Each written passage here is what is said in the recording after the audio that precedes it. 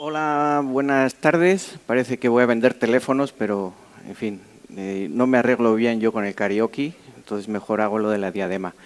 So, good morning, everybody. Thank you very much to the organizers for inviting me to be here with you for these 3 days. Since my first language is Spanish, I have decided to give my talk in Spanish. I hope you're not going to be too disappointed about it, but I think most of the audience speak Spanish, so I think it would be appropriate. Thank you. Muy bien, gracias. Pues yo soy Alexander Iriondo, soy investigador del Instituto de Geociencias en la UNAM, en Campus Juriquilla, en Querétaro.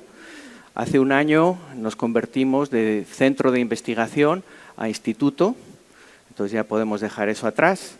Somos un equipo de más de 30 investigadores, estamos por contratar 2 más en fechas próximas, y también tenemos como unos 10-12 postdoctorados, investigadores postdoctorantes.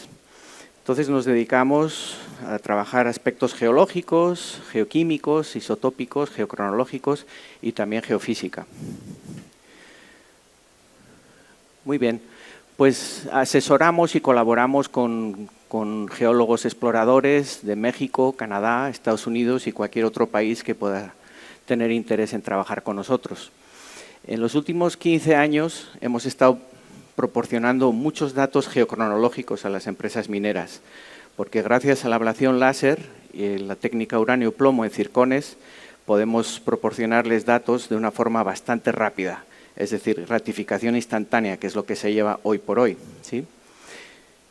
Pero bueno, antes de que nosotros trabajáramos esos aspectos del uranio-plomo gracias a la ablación láser, hemos trabajado históricamente con datos argón-argón y que sí son de mucha gratificación, pero no instantánea. Para que se hagan una idea, un fechamiento de uranio-plomo en circones podemos comprometernos a entregar los resultados en un par de meses y si fuera necesario podríamos acelerar el proceso para que fuera en menos tiempo. En el tema del argón-argón, si todos los astros se alinean y todo sale muy bien, nos podemos comprometer a entregar resultados quizás en 8 meses, pero eso es ser muy optimista. Es más realista pensar que puedan ser 9, 10, 12 meses de espera para que ustedes tengan los resultados. Y eso pues se sale un poco de la dinámica de la exploración. Eso lo entiendo. Aunque digan que los proyectos tardan 10 años en desarrollarse, las necesidades de tener este tipo de geocronología son más inmediatas. Entonces, bueno, pues, pero claro, esta técnica del argón-argón nos proporciona información que no obtenemos con el uranio-plomo en los circones. Bueno, también hemos ayudado a las compañías, a los geólogos de exploración, en tareas de cartografía estructural, litología, alteraciones. También hemos ayudado con estudios petrográficos de luz reflejada, transmitida. Y también, si esto jala, hemos proporcionado datos geoquímicos de elementos mayores y trazas de calidad de investigación. Y, por supuesto, hemos colaborado con empresas para hacer estudios geofísicos, magnetotelúricos, gravedad, sísmica. Hay gente que se dedica a la geotecnia, también a aspectos medioambientales. Es decir, tenemos un abanico que ofrecer a las empresas gubernamentales y las empresas privadas en México. De hecho, tenemos una directriz de la UNAM para que ordenemos nuestro plan o preparemos o actualicemos los catálogos de servicios que podemos ofrecer a la comunidad, porque tenemos unos problemas importantes de presupuestos en la UNAM y tenemos que acercarnos al que pueda ayudarnos. Y bueno, pues muy pronto tendremos esa información por si están interesados. Bueno, los 2 propósitos de mi plática son que ustedes adquieran unos conocimientos suficientes para ser más críticos cuando se enfrenten a un fechamiento que vean en una publicación científica o en un proyecto de tesis. El otro es que se lo pasen bien, ojalá, y que aprendan algo. Y como sé que alguno de ustedes se ha picado con respecto a esta foto, les digo que esto es oro orogénico del cinturón Caborca, ¿sí? Entonces son vetas de cuarzo. Vetas de cuarzo. Ni se ve. Cuarzo, moscovita, Y en ocasiones tenemos hojuelas de moscovita, no solo son sericitas, ¿sí? Carbonatos, es fundamental que encontremos los carbonatos para estar seguros que estamos en la paragénesis correcta para definir esto como oro orogénico. También hay piritas, casi siempre están oxidadas, y la pirita es el garbage can de muchos elementos químicos de valor para ustedes. También encontramos puntualmente galena. Hay que entrenar mucho el ojo para encontrar toda la paragénesis, pero se encuentra, ¿sí? Tarde o temprano. También hay oro libre y también el oro lo asociamos espacialmente a esas piritas oxidadas. Y en este caso el host, la roca encajonante, es un granito de básicamente 74 millones de años y las vetas son básicamente entre 60 y 40 millones de años. 65 a 40 millones de años. Si quieren tener más información o ilustrarse un poco más en el tema, pueden seguir los artículos de Izaguirre et al. De varios años, donde hemos tratado diferentes aspectos de esta mineralización aurífera en el noroeste de México. Bueno, entonces, edades relativas versus edades absolutas. Yo desde que empecé la carrera, eso de absoluto me impresionaba mucho, ¿no? ¿Cómo que absoluto, no? Bueno, lo importante, y los geólogos estamos entrenados para definir la secuencia de los eventos. Esa es nuestra labor. Yo creo que cualquier geólogo que se titule debe poder hacer ese tipo de arreglo del orden de los fenómenos geológicos que estamos estudiando. Entonces, son esas las relaciones relativas. Pero nosotros no sabemos cuánto tiempo ha transcurrido desde el primer evento al segundo y del segundo al tercero. Entonces, necesitamos poner unos datos que se llaman absolutos, apoyándonos de los relojes isotópicos, ¿sí? Que es la geocronología, para verdaderamente armar la historia. Pero la geocronología no empieza en los laboratorios, la geocronología empieza aquí, en los afloramientos, ¿sí? Donde tenemos que ser como grandes inspectores Clouseau para entender muy bien los afloramientos, porque puede haber una información clave para poder luego interpretar datos geocronológicos. Al final los espectrómetros no saben mucho, nos dan información de masas y relaciones isotópicas, pero son unos números y más. Y nuestra labor como geólogos, geocronólogos, pues es agarrar esos datos y poderlos contextualizar en esa geología que debemos de entender decentemente. ¿De acuerdo? Muy bien. Bueno, pues esto es un ejemplo de datos que hemos estado proporcionando a la industria minera, un ejemplo de uranio plomo en circones con la ablación láser. Aquí las elipses son los diferentes análisis, esto no me está sirviendo para nada. Las elipses azules y verdes son datos y las grises, los grises son datos que los hemos descartado por algún motivo, en este caso son valores muy bajos de uranio y hace que los errores sean muy grandes. Y luego nos hemos tomado la libertad de separar esos dos grupos, azul y verde, ¿sí? Porque son los bordes de los circones versus partes internas. Bueno, pero sí tengo que cambiar las diapositivas. Muy bien. Entonces, este es el tipo de trabajo que nos caracteriza a nosotros. Somos muy cuidadosos, hacemos una caracterización previa a la ablación para elegir bien los lugares donde queremos ablacionar.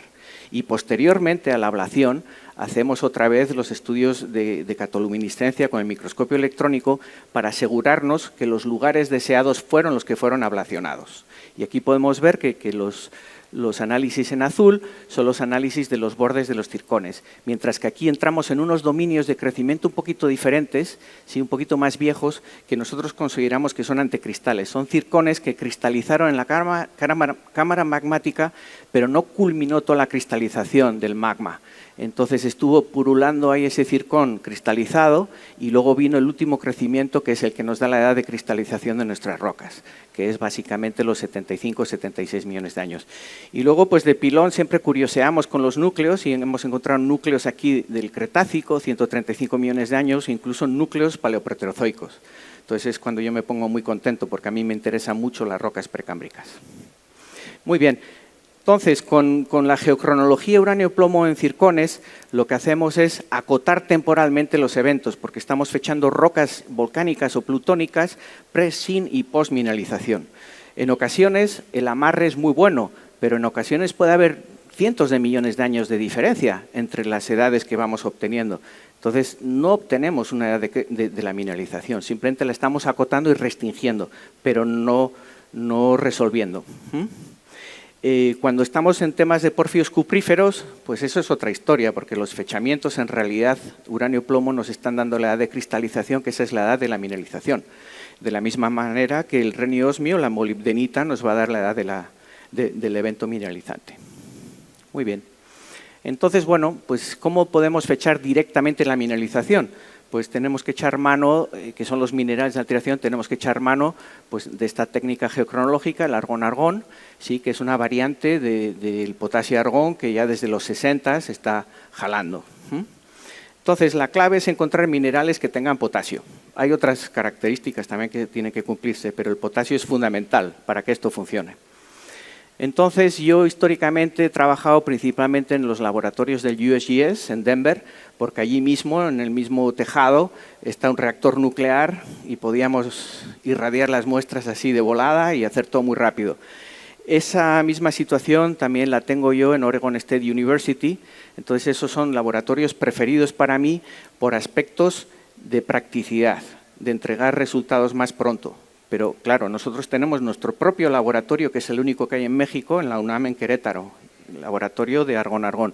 Y en ocasiones también usamos el laboratorio New Mexico Tech en Socorro. Muy bien. Bueno, pues aquí está la tabla de elementos y aquí pues nos sale dónde está el potasio, dónde está el argón. Recuerden que el argón es un gas noble, ¿sí? Y eso lo hace muy interesante a nivel técnico. Y la buenísima noticia es que en la corteza terrestre hay una abundante proporción de potasio. Entonces vamos a tener un montón de posibilidades de encontrar minerales que se asocien con ese elemento químico, ¿sí? Como es el caso del sanidino. También destacar que necesitamos no solamente que tenga potasio el mineral, sino que esa red cristalina pueda retener perfectamente el isótopo hijo que se genera por la desintegración del potasio al argón, ¿sí? Eso es fundamental, porque hay minerales que tienen potasio pero no consiguen retener el argón después de los procesos de caimiento. Bueno, el sanidino es el rey de reyes, es el mejor mineral para sacar edades. Se han fechado cosas de 1100 años, más o menos 10 años con sanidino, y se han fechado rocas muy viejas. Entonces es el mejor mineral para fechar y pues por fortuna está presente en muchas de nuestras rocas volcánicas mexicanas, sobre todo los cuerpos más bien félsicos. En general el feldespato potásico es bueno, tenemos la nortoclasa, la microclina, la adularia por supuesto que ahí ya empiezan a afilarse los colmillos en la exploración mineral porque es un mineral fundamental en la exploración de epitermales, ¿sí? Moscovitas, fenjitas, lepidolita, que ahora está muy de moda el litio, pues se puede fechar esas lepidolitas también con argón-argón. Y por supuesto la sericita es un súper mineral que ha sido muy gratificante trabajar con él porque nos da muy bien las edades de mineralización. Biotitas, flogopitas. Flogopitas son importantes en cuerpos magmáticos máficos, ¿sí? Como van a ver luego unos espectros. Y ahora saltamos ya a la horblenda y la plagioclasa, que ahí es otro boleto diferente, porque fíjense, tiene una proporción de potasio mucho más baja. Entonces es un fechamiento un poquito más desafiante que los que mencioné anteriormente. También fechamos la matriz volcánica en andesitas y basaltos. ¿Y por qué la matriz? Porque el potasio en una lava andesítica basáltica va a estar en las últimas fases de cristalización, entonces usamos la matriz, que a veces es vítrea, y ahí es donde podemos sacar un poquito de información. Roca total, enfilitas, vidrios de taquilitas de terremotos, vidrios volcánicos. En los últimos años ha habido un éxito tremendo en Oregon State University fechando piroxenos volcánicos, se ha fechado turmalina, están fechando olivino, y lo alucinante en la historia es que se está fechando cuarzo. Dicen, ¿cuarzo? ¿Dónde está el potasio en el cuarzo? En las inclusiones fluidas, ¿sí? Entonces, estamos haciendo un plan piloto de fechar el cinturón de oro orogénico, que lo tenemos bien constreñido temporalmente con la mica blanca. Vamos a intentar fecharlo con el cuarzo, a ver qué tal. Ya les contaré, no sé, si el año que viene o en algún momento. También se está coqueteando con la idea de fechar epidotas. Feldespatoides, yo nunca he fechado un feldespatoide, no sé si sabría reconocerlo en granos, en fin.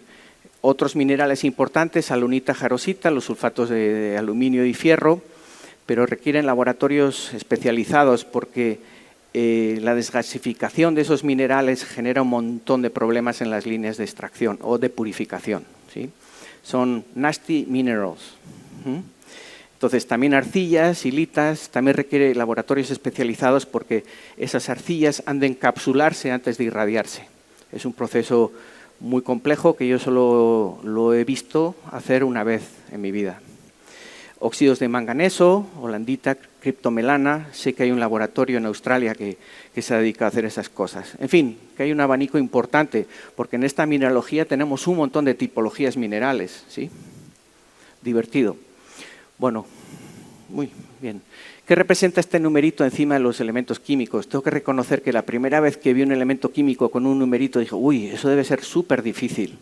¿Sí? Que, no sé si ya tienes complejidad de acordarte de todos los elementos en esa tabla. Estoy hablando cuando era jovencito. Y ya cuando le veía números me asustaba.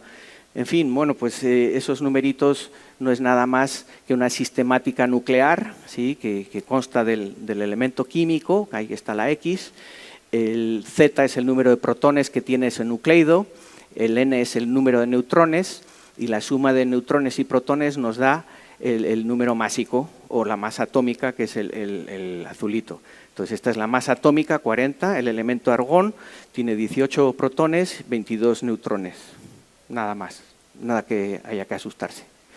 Entonces, gracias a esta sistemática nuclear se han creado estas tablas de isótopos o de nucleidos, que no es nada más que organizarlos por el número de neutrones y protones en su núcleo, y vemos que hay unas cositas en color rosa, esos son los nucleidos estables, los que están felices, no necesitan hacer nada más. Todos los demás están incómodos y quieren desintegrarse, quieren conseguir un poco de paz y estabilizarse, ¿sí? Y esos son los elementos inestables, y son los elementos que se llaman radioactivos. Entonces es como un valle de estabilidad, las cosas ahí arriba se sienten inestables y llegan abajo y están contentos. Bueno, entonces los isótopos no son nada más que un elemento químico, es el mismo elemento químico, pero con diferentes, es el mismo número de protones, que es el eje Y, pero cambia el número de neutrones. Es nada más que eso, ¿sí? Eso es un isótopo. Entonces, este es el valle de estabilidad. Entonces, esta zona de aquí, abajo en la derecha, son nucleidos que tienen demasiados neutrones y tienden a desintegrarse para llegar a ese valle. Y allí son los que tienen demasiados protones. Muy bien. Microclina.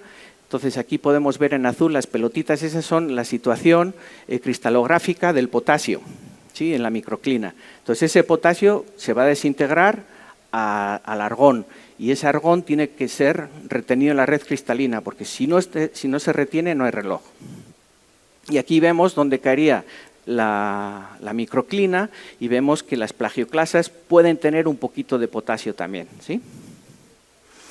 Bueno, el concepto de vida media y periodos de semidesintegración, vamos a pensar que la microclina tiene 100 átomos de potasio 40 y transcurre un tiempo hasta que la mitad de esos átomos se convierten en el isótopo hijo, y ahí decimos que ha transcurrido un periodo de semidesintegración o una vida media. Nos interesa tener padres e hijos para hacer el reloj. Si iniciamos y fechamos lo de ahí arriba, no sacamos nada, porque no da hijos para medir. Y si nos vamos demasiado en el tiempo, ya nos quedamos sin hijos, nos quedamos sin padres y solo hay hijos. Entonces hay que buscar un equilibrio para poder tener suficientes nucleidos para medir. Muy bien. Entonces, los nucleidos de larga vida son los que nosotros manejamos. La sistemática potasio-argón, rubidio-estroncio, samario-neodimio, lutecio-hafnio, renio-osmio, uranio-torio, que se desintegra al plomo. Pero cuando hablas con gente que no sabe mucho de geocronología, dices, yo hago geocronología. Y tú dices, sí, carbono 14. Perfecto. Entonces, para que vean, la vida media del carbono 14 son 5.730 años. Esa técnica solo nos sirve para fechar cosas más jóvenes que 30.000 años. Me imagino que ya lo sabían, pero bueno, está bien. ¿Para qué nos servirían yacimientos minerales? Pues para la geotermia, porque podríamos estudiar los últimos 30.000 años, la evolución del depósito en los últimos 30.000 años, si queremos buscar una conexión, ¿no? Tampoco es necesario. Ya no jala esto.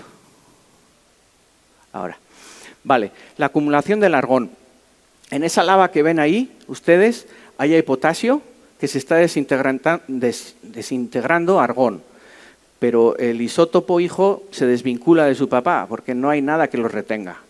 Pero cuando ya llegamos a este punto de la lava, que está cristalizada y estamos en ese punto número 2.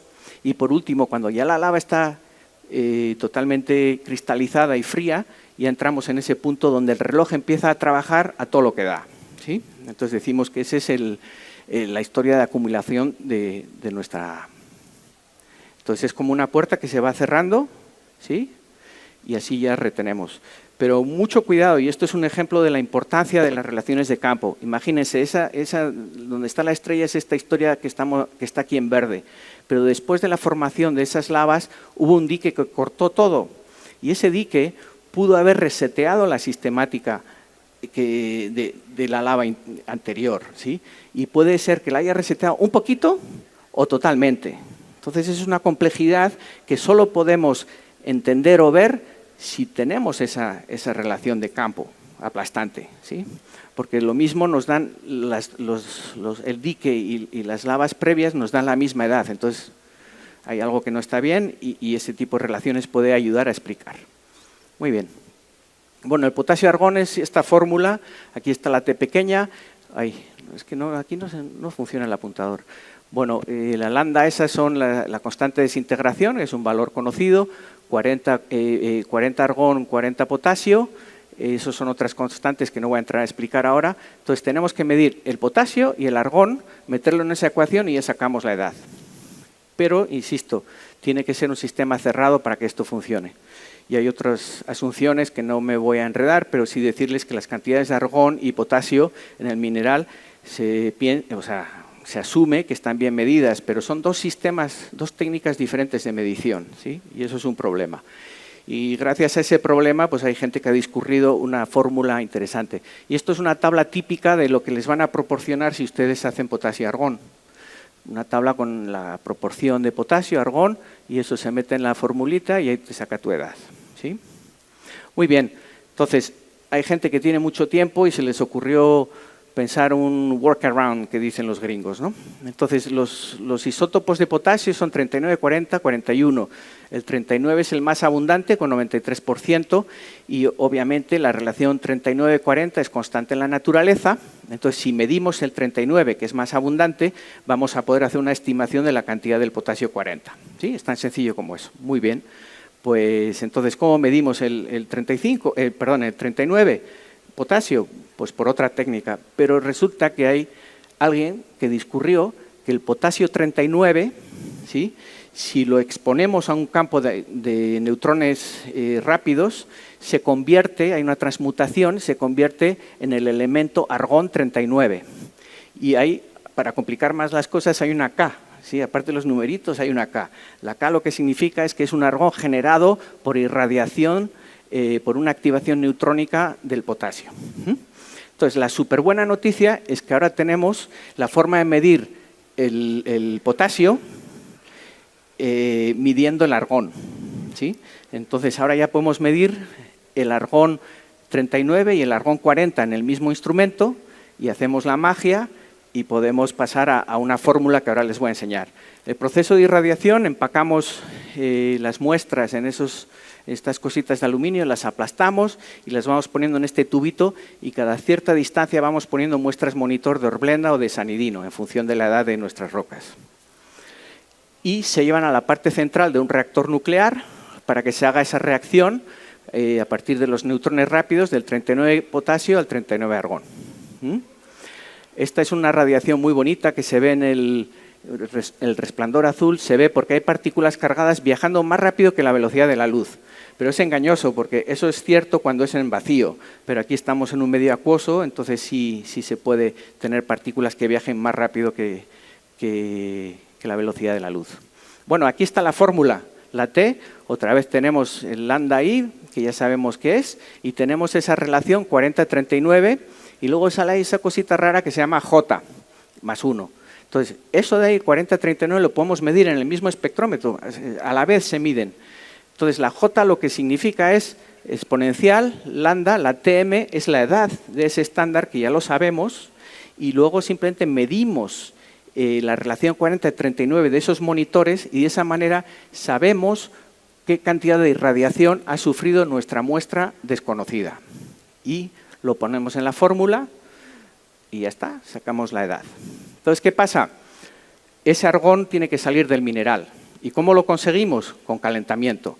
¿Y cómo lo hacemos? Calentamiento gradual. Lo ponemos en un horno de doble vacío, lo empezamos a calentar y lo llevamos unas líneas de purificación y obtenemos una tabla como esta. Ahí en la mano izquierda tenemos las temperaturas a las que pudimos desgasificar, 900, 1000, 1100, 1200, 1300 y la proporción del argón 39 que pudimos sacar.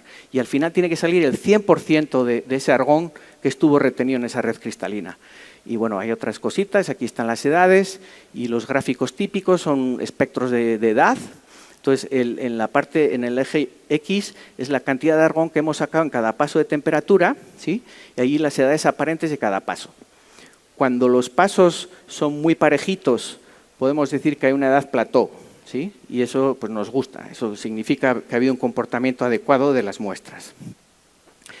Hay otra forma, bueno, este tipo de gráficos asumen un argón atmosférico incorporado a las muestras de ese valor de 295.5.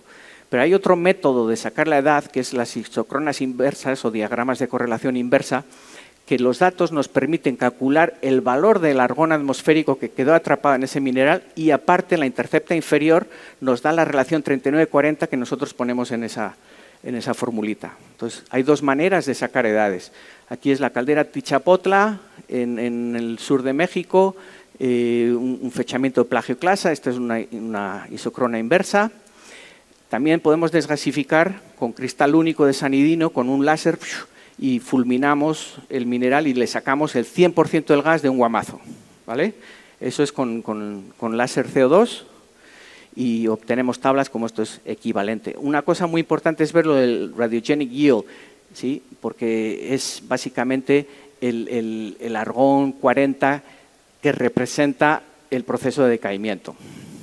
Y estos gráficos se presentan en diagramas de probabilidad o ideogramas y si, por ejemplo, en una ignimbrita tenemos accidentales asociados a la erupción, podemos verlos inmediatamente y los descartamos para calcular la edad de la erupción volcánica. Entonces, es súper, súper poderoso. Y también podemos hacer isocronas con esos datos. Bueno, unos ejemplos, que bien, tenemos 3 minutos. Unos ejemplos de cosas que yo he fechado para diferentes colegas. Agua Blanca en España, son unos cuerpos máficos, complejos bandeados en níquel y cobre. Separamos una flogopita, ahí está la edad plató, también tenemos la edad de isocrona, ambas son la misma entre los límites de error, entonces eso ya nos está diciendo que va bien la cosa. Cayoma en Perú, esto es una roca volcánica, en realidad no es mineralización, pero creo que era una roca mineralizada. En fin, esta es la edad, ya son expertos, ya pueden reconocer estos diagramas de correlación isotópica. Y este es el Barqueño, que seguramente ustedes ya sabrán. El Barqueño creo que a la fecha es el yacimiento epitermal más viejo de México, paleoceno, ¿sí? Entonces, Tony Camprubí me mandó la muestra, se la feché, yo no sabía cuál era el contexto, no tenía mucha información y cuando vio el resultado dijo, no, seguro que está bien. Y bueno, pues es súper importante para la exploración, porque siempre hemos asumido que los yacimientos epitermales son oligocénicos o incluso... Ok. Ya he perdido el hilo, perdón. Tanta emoción de repente, estoy sorprendido. Vale, entonces Barqueño lo que abre son los ojos a hacer la exploración de forma diferente. Vale, voy un poquito rápido. La Valenciana en Guanajuato, Adularia, ya son expertos en interpretar espectros de argón-argón. Alunita en Cayoma, Alunita, y también fechamos jarositas. Y cuando hicimos estos análisis, mi jefe me decía, no, Alex, desde que hicimos estos análisis, los datos ya no nos salen bien de otras cosas, porque son sucios estos minerales. Y le dije, oye, tú eres el que me dijiste que tenías unas alunitas que querías fechar y por eso me animé. También eras culpable tú, ¿no? Le dije. Entonces, bueno, estuvo bien. Si necesita fechar estas cosas, tiene que contactar con laboratorios especializados. Vale, esto es orogénico, de Sonora, mica blanca, hojuelas. Luego estos ya son minerales con bajo potasio, pero podemos fechar horblendas, podemos fechar rocas volcánicas con plagioclasa, actinolita, ¿sí? Y bueno, esto es lo importante. Algunos beneficios que he pensado esta mañana mientras desayunaba, un desayuno un poco chafa, igual por eso no estoy muy inspirado. Poner a prueba las relaciones. ¿Qué beneficios tiene para ustedes? Poner a prueba las relaciones relativas establecidas en campo por los geólogos de exploración. Hay un incremento de la confianza del geólogo en sí mismo y en su equipo, ¿no? Gracias a esa congruencia entre lo que ves en el campo y lo que te da un geocronólogo. Sensación de entender la secuencia de eventos geológicos regionales, súper importante, es como pisar fuerte. Comparación de esas edades obtenidas con las edades de depósitos regionales de gran influencia o relevancia, equivalentes minerales a la Herradura, Fresnillo, Peñasquito. No solamente es la paragénesis, sino el tiempo. Entonces, le empieza a brillar, ¿no? Enfocar la exploración también en unidades de edades similares.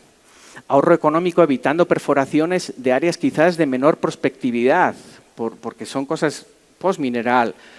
Y lo sabes porque ya has fechado la mineralización.